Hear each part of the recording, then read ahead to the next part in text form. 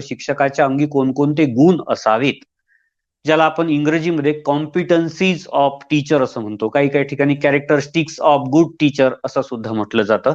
वेगवेगळे नाव त्याला वेगवेगळ्या ठिकाणी दिले जातात.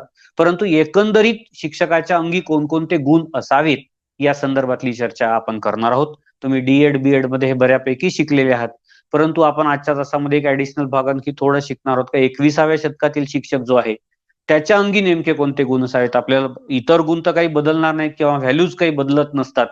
सगळ्याच्या सगळ्या व्हॅल्यू तशाच्या तशाच असतात, बदलत नसतात. कालानुरूप काही व्हॅल्यू बदलतात, पण ज्या सर्व काल चालणाऱ्या ज्या आहेत का, ज्या लोकांनी मान्य केलेल्या आहेत, समाजाने मान्य केलेल्या त्या व्हॅल्यूज बदलत नाहीत. म्हणून शिक्षकाबद्दलचे एथिक्स सुद्धा फारसे बदलत नाहीत. परंतु 21व्या शतकात त्याला आणखी ऍडिशनल कोणती कौशल्य किंवा गुणवैशिष्ट्ये पाहिजे याविषयीची माहिती सुद्धा आपण आजच्या तासामध्ये घेणार आहोत. तुम्हाला जर काही प्रश्न